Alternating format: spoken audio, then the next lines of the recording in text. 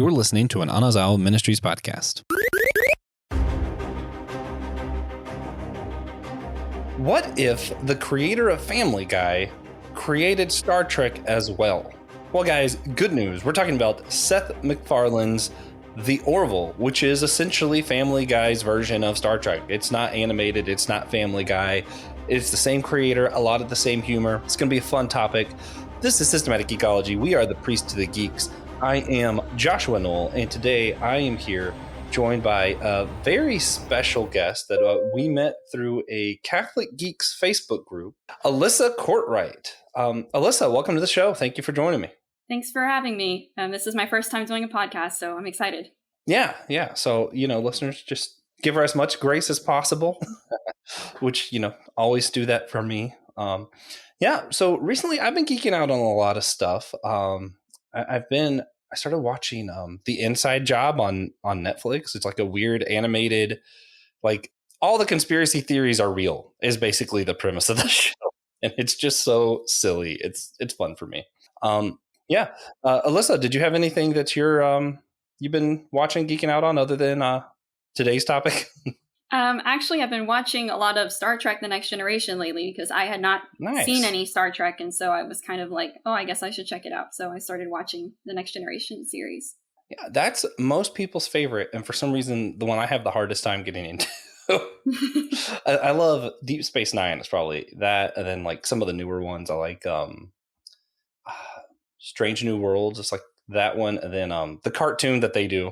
Lower Decks. It's it's got pretty similar humor to today's topic, so that's a cool transition. Yeah, that's what I hear. I haven't watched it, but I've heard like some of the same people like both shows.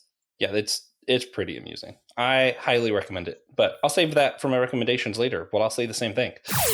Guys, we're gonna jump right into this episode. I'm excited. This is one that I hadn't thought about for a while, and then I saw your post on Facebook, and I was like, you mentioned something about talking about the Orville and more of some of the deeper themes in it. I was like, I haven't thought about that show for a minute, but that's a really good show. So, can you want to fill people in? Like, what is your kind of background with the show? How is this? Why is this show important to you? Let's start there. So I didn't know anything about. I had heard about Star Trek, obviously, and like Star Wars. Hadn't watched either of them. I had seen some Marvel movies. Also had little to no knowledge of Family Guy, and I was actually working.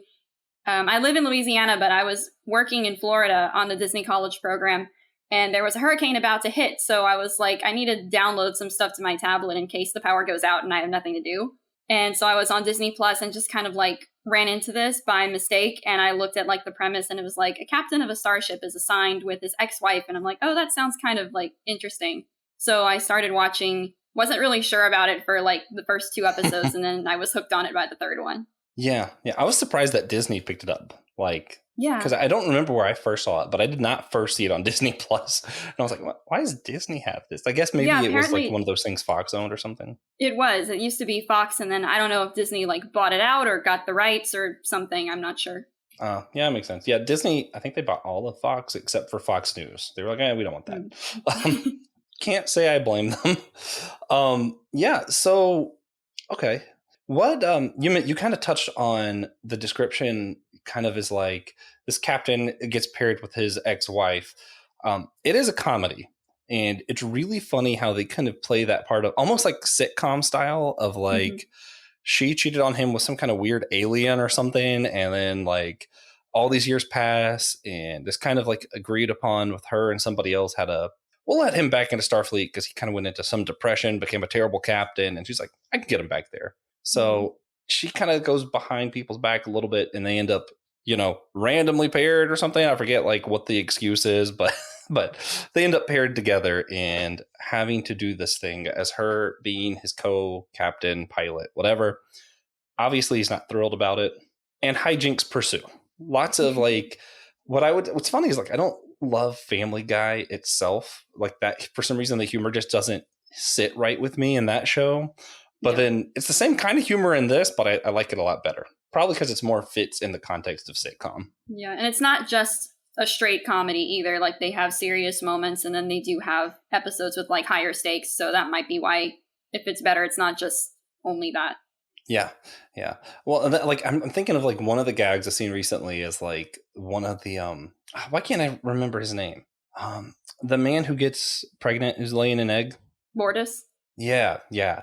He goes to the captain's office and he has Kermit the Frog on his desk and he's like, "Oh, who was that?" And he's like, "Oh, well, he was a great captain of old." And like just going off and I'm like, yeah, yeah, that's I mean, he's not wrong.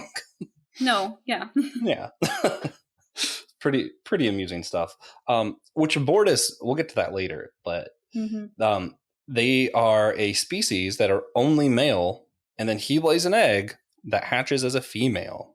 And that's one of my Right. favorite, probably through line stories of the show. Like, if we're talking about premises, like, yeah, the captain's relationship with his ex-wife is like the premise, but that's the storyline that hooked me, I think.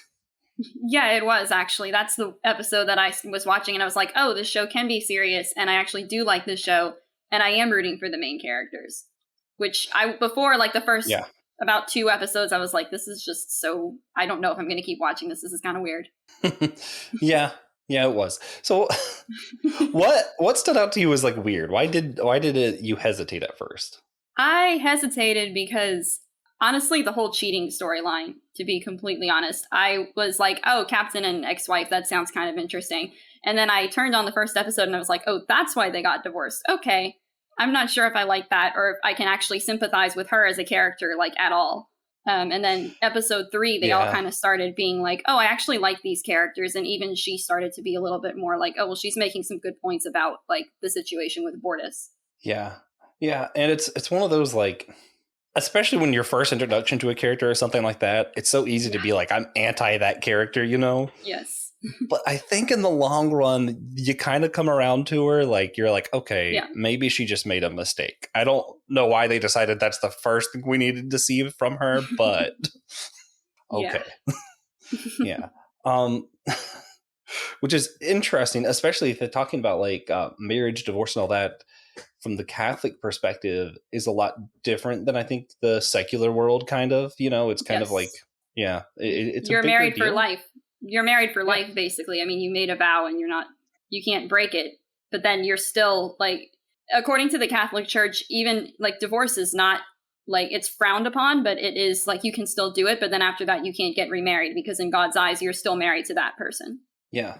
That's our the church I grew up in was Church God of Prophecy, and they held that doctrine up until probably like a decade ago. I think they say you can get remarried now.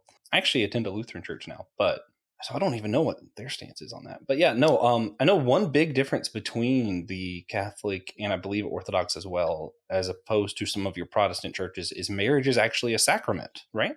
Yes. Yeah, which is for us usually they only say that baptism and the Lord's Supper are the only sacraments that a lot of Protestant churches recognize. I think Lutheran kind of takes half seas on all of it, but it's I find it interesting just because like obviously other churches still do marriage and think of it as important. So I'm like, well, Hmm. okay, guys, you just don't want to say it's a sacrament. Cool. Anyway. Yeah. So this show does talk like clearly has a lot of very serious topics that it goes through, even though it does it through kind of a silly lens. One I'm going to talk about a little bit later that hits me particularly different than others because I have friends who are biologists or worked in zoos and stuff, and it's something I care a lot about. They have an episode where they're kind of making fun of how humans used to have zoos and enslave all these other creatures, and then it happens to the humans in the episode, and it does Hmm. make some good points. And I want to go ahead and like premise with, even though I kind of disagree with a lot of the anti-zoo rhetoric, Yes. I do also think that people who are anti-zoo typically have some really good points. And I'm not like, oh, that Hmm. side's stupid and my side's right. It's just kind of a, I think it does more good than harm, but I definitely see what you're saying. Kind of stance. Right. Um, so what are some of the other big storylines that stick out to you? Like, do you have any favorite episodes or anything? Well, I think in season 1, which I'm assuming we're sticking to season 1. That works for me. Well, That's the because you one I said you remember the hadn't seen most. you Yeah. said you haven't seen seasons 2 or 3, right? Yeah, I started watching 2 for this, but then I was like, I just didn't get through it yet. So that works for me. Yeah. So in season 1, I would say the third episode, which is the one with Bortus and his kid, which I'm assuming we're going to end up Yeah. talking about. And then I liked the second to last episode, and it's really the one because I do like the storyline with Ed and Kelly and how they get closer. Yeah. And so I liked that episode because it kind of resolves some things from the first episode. Like, he finds out that she recommended him to be captain, and then he has to deal with that, his kind of self-esteem issues, and then her trying to explain to him why she did it because she believes in him. So I did like that episode for that reason, because it's a good like kind of closure to some stuff that happened in season 1, and also kind of like the first real fight they have, I think, that doesn't actually have to do with their marriage.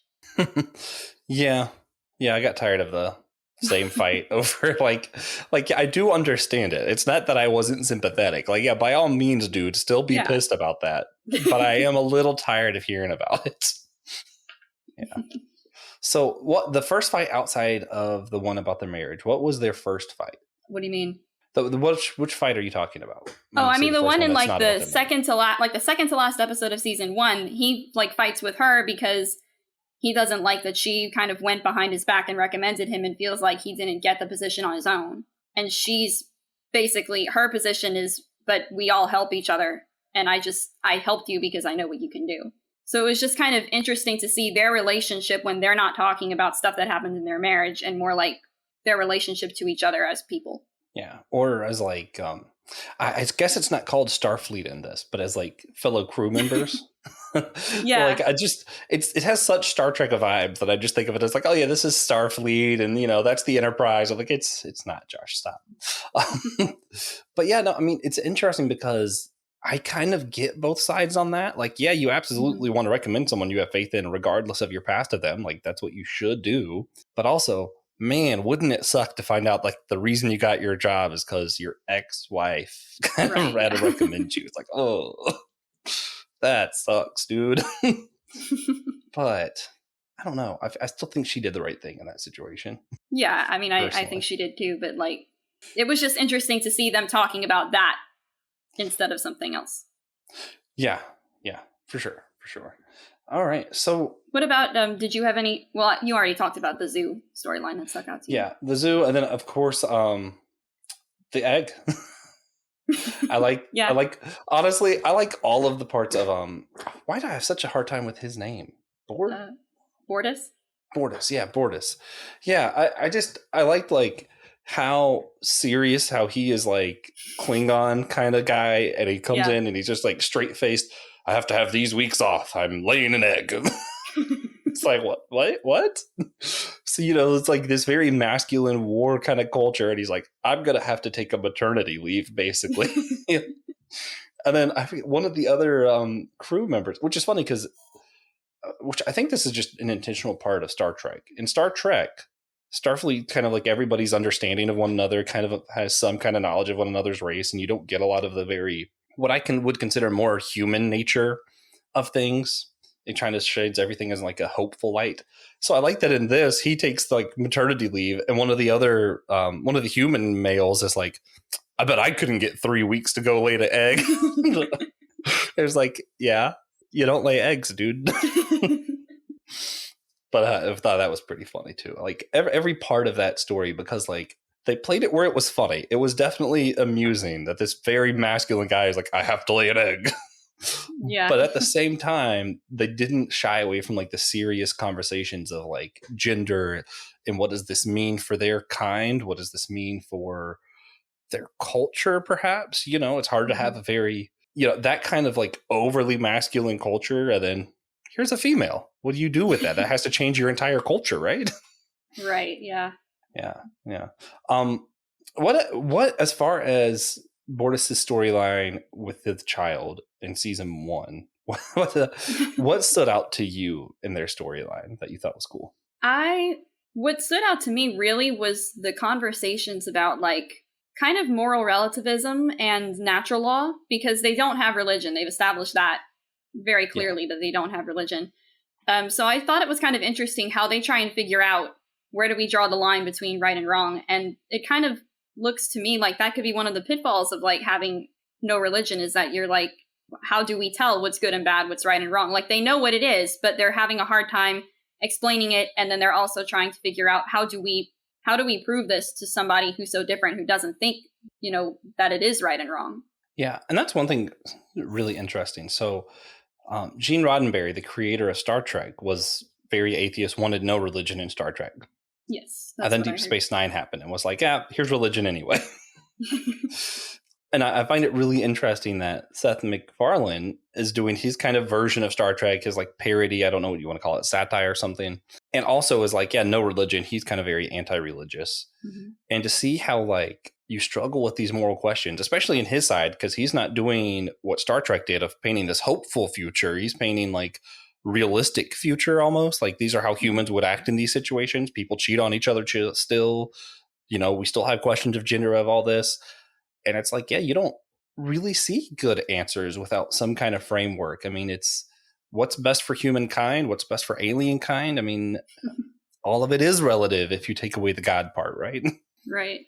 Yeah. And I don't know. I thought it was interesting to see them wrestle with the questions. And some of them, I think, as Christians, we still wrestle with. It's not that like we have a trump card and we don't have to deal with the questions anymore, but it's a lot harder to articulate Right. why do morals matter outside of just Yeah. selfishness. It's just interesting to watch them because they don't say, well, based on, our faith or anything like that, because they don't have that. They don't look at that, but they do believe in right and wrong, and they do believe in ethics, and they do believe in values. And Dr. Finn cites the Hippocratic Oaths. She's like, do no harm. I can't do this. So it's interesting to see how they look at right and wrong. And they're like, okay, how do we draw the line? Where do we let them go live their lives? At what point do we leave them alone? And at what point are we like, this is our responsibility? Yeah. And it's really interesting to me because you mentioned the Hippocratic Oath that even in our day world today, but I'll focus on the show as much as I can, you typically, even your non-religious peoples, aliens, whatever, still have things that very much look like religion. Like the Hippocratic Oath really sounds like a creed the way that she uses it. I'm like, Right. it kind of sounds like you're just doing the same thing the church does with creeds, right? Or like all love is love, that kind of line that a lot of secular culture throws out today. It's kind of like that's just a doctrine. Like that all you're doing is like the same thing that religion is doing it, but not using the religious words or having God behind it, which a lot of religions don't have a God, so that's not really a necessary component of religion. So I'm like, you guys are still kind of doing the same thing, just kind of struggling to find foundation for why you're doing it. Right. Yeah. Which I think gets to another part of human nature of like, I think humans are just designed to be religious. So even if you don't call it religion, you still do stuff that sounds like creeds, that sounds like doctrines. It's just going to happen.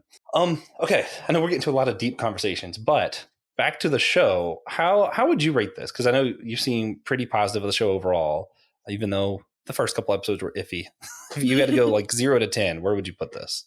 I would say maybe like an 8 or an 8.5, just because I do really like the show. It's a lot of fun, and I agree with their stances on things for the most part, but I don't really care for the complete.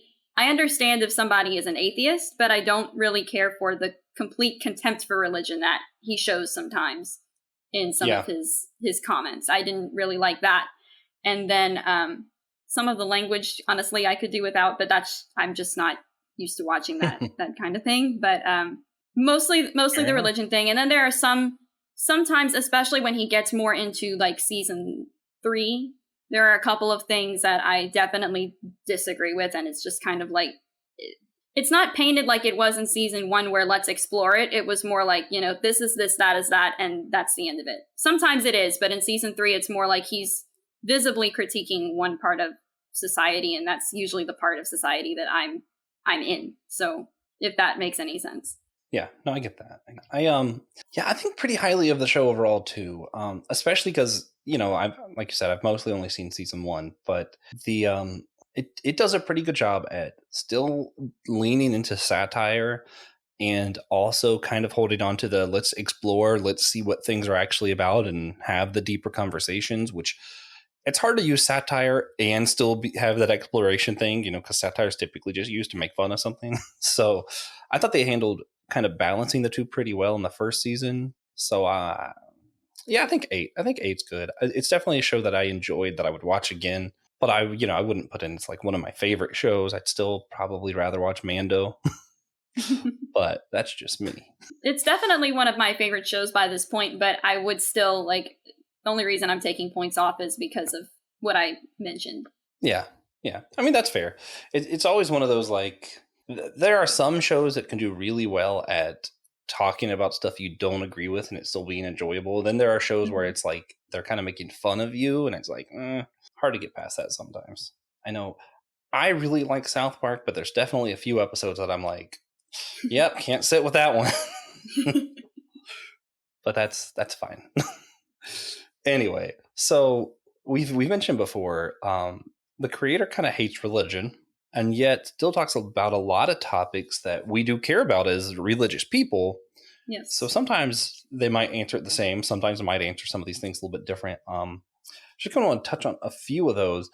We've already talked about this a lot, but as far as how they handle the marriage, divorce, maybe them getting back together, how did that sit with you as far as like how they handle that question? I thought it was interesting because, like, as a Catholic, obviously I believe that marriage is forever. Well, until you die. But so sometimes, like, I'll be watching a movie and they'll mention that, like, one of the characters was already married and then they get together with someone else. And so even if I enjoy the movie, it still makes me a little bit uncomfortable in the back of my mind because, as far as the Catholic Church teaches, that's not allowed. That's not supposed to happen. So when I started watching this, and then the two of them are like, they're kind of each other's counterpart, whichever way you look at it. Even in the first episode, they started kind of like something bad happens and they immediately look at each other, or they're joking with each other. And it's just kind of their go-to thing that they do because they already know each other kind of better than anyone. So I did like the way that was handled. I like that they start exploring kind of forgiveness, especially him towards her. And then they do end up thinking about getting back together near the end. They kind of experiment with it and then ultimately decide, at least at the end of season 1, they decide that it's probably not best for their command positions. But then, of course, they have that one episode that I really didn't care for overall, but they do mention that it may not have been altogether her fault. So then that's also another element of their relationship that they have to kind of explore. Yeah, I think marriage without religion in general is just a hard thing to think about for me because I'm like, it is, to me, innately religious. Marriage itself is religious things. Like, why are these people who are anti-religious really care about it? I don't know. That still happens in our world too. I have good friends who are atheists that are married and I'm like, cool, definitely support your relationship, like whatever. But it's always hard for me to think of, like, other than like tax cuts, why? Like, I don't know, because it is a religious thing. So it's interesting how they still seem to be pulled towards one another even after all the crap that happened. So I don't know. I kind of like how they handled it because it's real, right? Like, those things do happen, even in religious communities. You have pastors, well, not in the Catholic Church, but in our side of things, we've had pastors who've like done terrible things and still managed to get back together with their spouse. Or you have different people in the church who are able to kind of navigate this thing of finding out how to heal their marriage and forgiveness really well sometimes, and sometimes not very well, right? Like, so yeah, I think that's it was a fun question to see explored from that perspective. I mentioned zoos.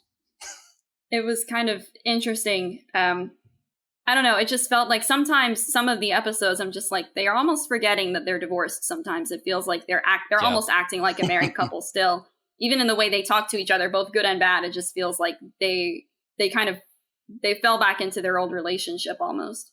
Oh yeah, definitely. And then, like, Seth MacFarlane is the captain as well, right? Yes. The actor. Yeah. He does a great job just acting out everything. Like, you could kind of feel what he's feeling, and I'm like, yeah, you tell her, and I'm like, I'm both like angry and laughing, and I'm like, this is great. Yeah. So, which I think it actually does lead well into the zoos that I wanted to talk about, because they were both captured and made as a zoo exhibit together. And the aliens loved it because they were so much drama that they got to see. Yeah, so much bickering, but like they still obviously care for one another. They're all like watching, like, wow, this is so fascinating, which was super amusing. Of course, they also use that to just attack zoos as us enslaving animals. My quick little zoo apologetic rant, I guess, would just kind of be on depending on what zoo you go to. So I very strongly feel like only go to AZA accredited zoos. You can Mhm. look that up pretty easily. But usually their biggest role isn't to make money and put animals in crates. They're Right. looking Yeah. up what makes these animals happy, how to prolong their lives. If they're endangered or extinct, what can we do to reintegrate them into the world? How can we rescue animals? Um, on average, I forget how it is, but on average, animals who are in AZA accredited zoos and aquariums live a lot longer, tend to be a lot happier because our waters are very polluted. Our nature's very polluted. Even your safe habitats in Africa and stuff, poachers find ways to get the animals out of the area by laying traps, but then they kill them. And it's honestly, if we lived in a perfect world where the waters were all clean and everything was perfect, I would also be anti-zoo. And the world that we live in, I think it's important that we preserve life, and I think some AZA zoos do a good job at doing that. Caveat is, I still see the points on the other side, and I don't think I'm completely right. Yeah. But other than that, how did you feel like they handled the zoo episode overall? Yeah. So kind of similar, I guess, to what you said. I did ask. I asked my sister, who is getting a minor in biology, what she thought about it, kind of, and I kind of already know her feelings on the subject, and they're similar to mine. She does not like SeaWorld because of the way that the killer whales have been treated. She said that habitat is way too small for those animals. She said she doesn't know she's told me before she doesn't know what they're supposed to do with them now because they really can't go back in the wild, but they shouldn't have been there in the first place. On the other hand, SeaWorld does a really good job with the smaller animals like the sea lions and the penguins, and then the manatees they rescue, and then the ones that they can't send back, they keep.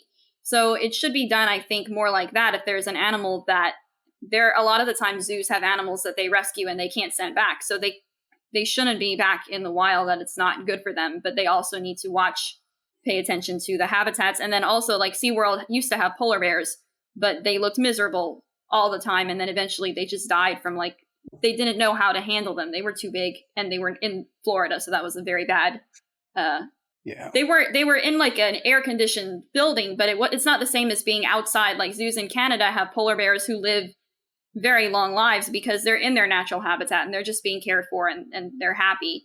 The ones at SeaWorld were not.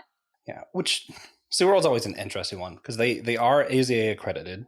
They have saved more marine life than any other organization on Earth. Oh, yeah, I can believe that. But yeah, a lot of the stuff hasn't been handled well, and they're still trying to figure out how to, what do you do about your past sins kind of stuff, even though they've recognized some stuff was done wrong with the killer whales, it's well, now what do we do though? And there really isn't a good answer. The thing with the killer whales is that they said they were going to try and make their habitat more close to what they would be living in the wild, but all they did was paint it. The only thing that looks more like the wild is how the humans see it. The whales are still in this enclosed tank that's way too small for them to be. I think it's the way that they communicate is echolocation, and then when they throw their sound, it bounces off the walls back at them. So it's not a good environment. Yeah, there's definitely still some things they should improve.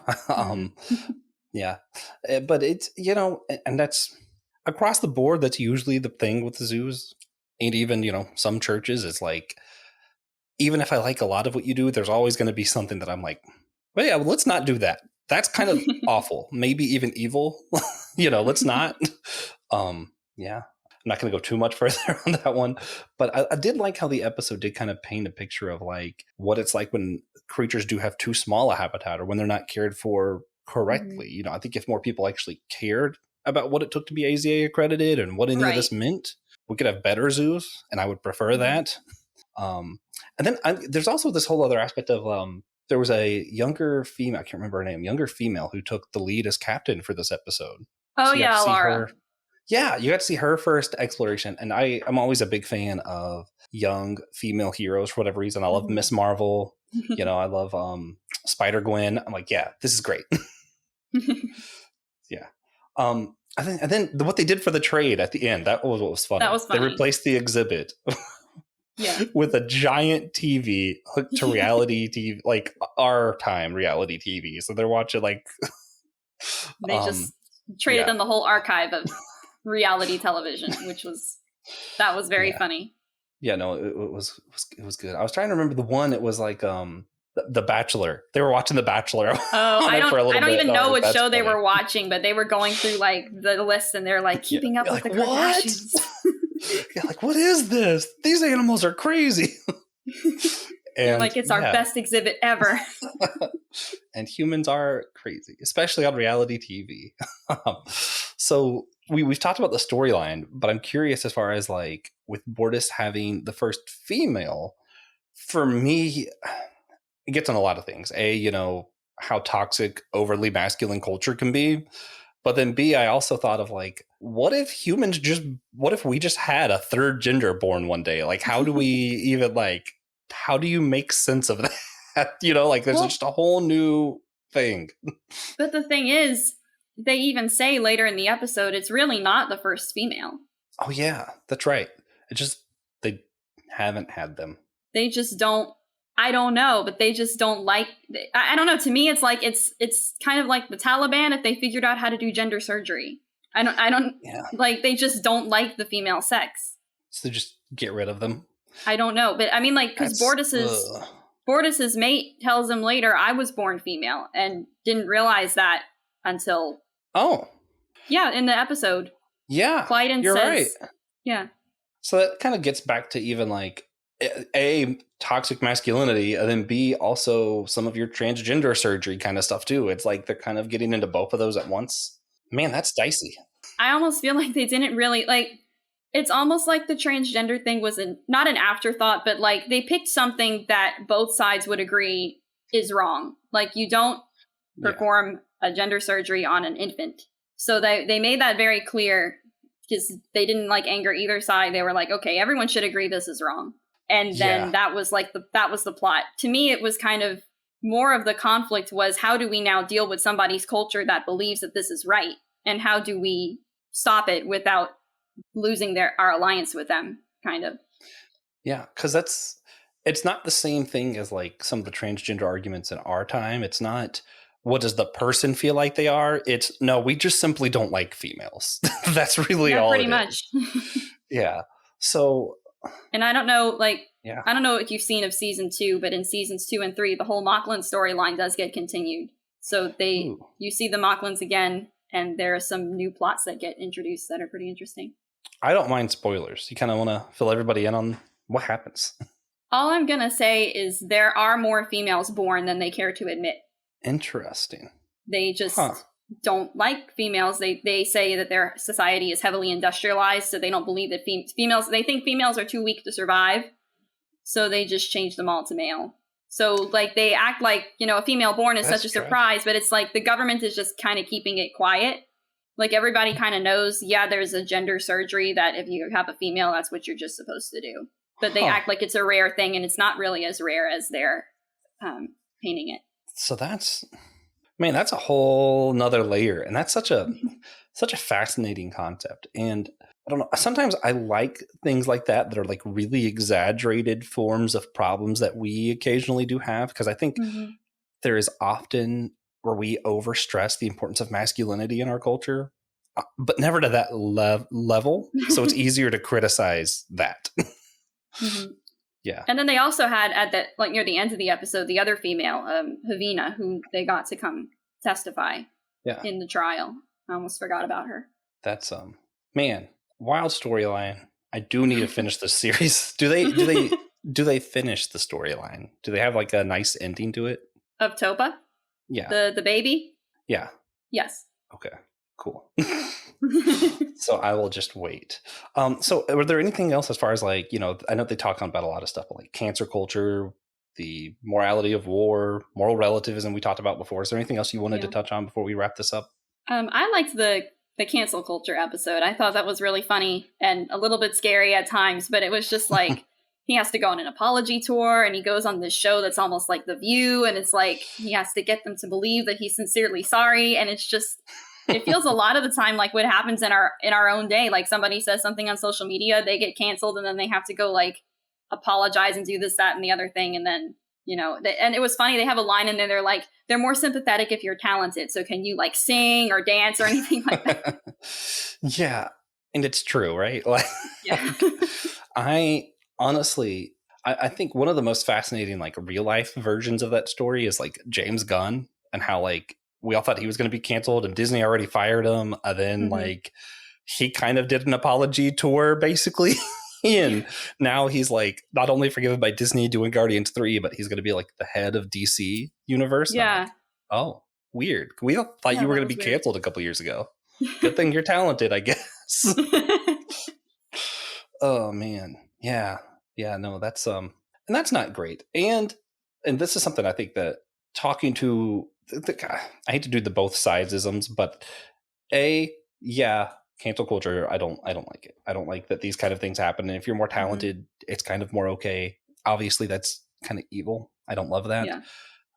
It also does bug me how many conservative Christians complain about cancel culture and how we would never do that when, like, realistically, the church was kind of the first one to do cancel culture. We canceled a lot of people. We just called it calling them heresies or, disassociating with them or whatever else. Like we called it something else, but I think the issue now is that there's a lot of like double standard. Like you said, James Gunn, he's allowed to, live his life and do his job and whatever. But if it were a conservative who did something like that, I don't think we would still be hearing from them. Yeah, no. And it is, it's pretty annoying. They have that double standard.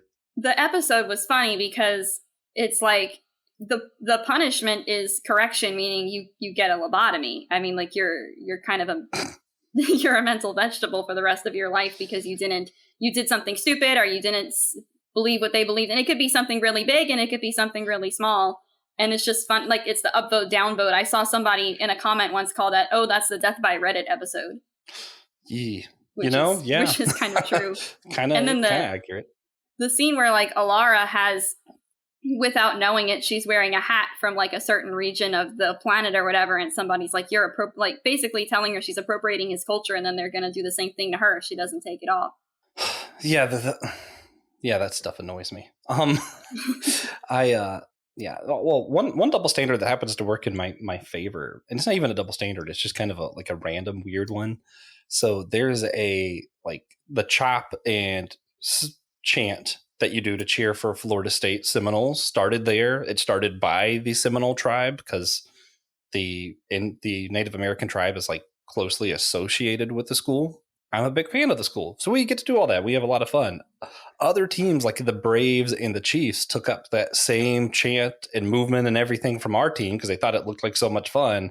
And they get very heavily criticized because you're appropriating culture and all this. And it's like, I get where you're coming from. They kind of are because they weren't given permission to do it. But they're not actually doing anything different than our team is. So I'm like, I feel like kind of bad if I hate on them for that, Like, that's not right, right? But and then there's stuff like, I'm a big fan of free speech. I'm going to go to law school and hopefully help defend free speech stuff is like one of my big things. I always think that more free speech is kind of the answer usually rather than less. I'd rather have someone be able to freely express terrible opinions and then other people express good opinions and us actually explore ideas and see what's right in the end. I think in our current culture, we would have never got to see people fly because we would have just all agreed that was stupid and they didn't believe in science. Right. Yeah. It's a lot of people shouting over each other. Yeah. So we got to be able to like explore new ideas. That being said, like there was a thing at Stanford recently, a judge came to speak and a lot of people protest by saying really profane, awful things during his speech. That's not what I mean by more free speech. Let him say his thing and then you say your thing and let's all be respectful and not cancel people for what they have to say or shout over one another, but rather hear out ideas, even if they're absurd, and really explore them, which I think gets at the heart of what Star Trek was really all about and kind of what the Orville's all about too. Even though they're more liberal than I would be, I think that's still kind of the heart of it is let's explore things more. Yeah.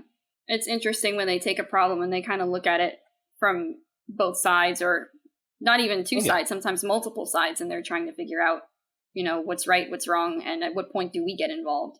Yeah. And I'm sure we probably stepped on somebody's toes in this episode because we're talking about all kinds of like, transgender, gender reassignment, zoos, cancel culture. It's a hot button series, hot button episode of our show. So thank you for joining me for it. We can go ahead and jump into our wrap up today. And we always start with a recommendation, which I gave mine earlier. Watch Deep Space Nine. It's awesome. It's, religions and Star Trek, or if you like the same kind of humor as the Orville, Lower Decks is fantastic. Great animated series, really funny. Also in this kind of Star Trek-y vein, except for that one is actually Star Trek. Alyssa, did you have any recommendations you wanted to leave people with? I'm watching Next Generation. I'm enjoying it. So my sister, Kristen, actually wrote a comic, and she's writing a series. It's called The Black Shadow, and it's published by her comic company called Screaming Fish Comics. So I went with her to sell it, and it's really good. So I would recommend if anyone wants to check it out to look it up. Oh yeah, can we put a link in the show notes or anything where people can find it? Is that possible to get that? Yeah, I can ask her if she has one. Okay, sweet. Yeah, just so people can go and see what that's all about, and maybe we'll talk to her about that someday too. That'd be really cool. Yeah, I think she'd like to do that because she likes to do like. She's writing it kind of in the spirit of like the older, like cleaner comics. So. Oh, nice. Those are always fun. Yeah. We are big fans of comics from every era, really. And if you want to hear us talk about some comics, on our Patreon, we have a comic book catch-up series we do once a month where some of our hosts just catch everybody up on what we've been talking about, what we've been reading in comics these days. So, go to our Patreon, check that out. Go to our website, systematicgeekology.org. There's a drop-down menu that says host. You can see all your hosts there, as well as a guest tab, so you can see where some of our guest episodes have been. And of course, guys, we need y'all to do us a favor and remember that we're all a chosen people, a geekdom of priest.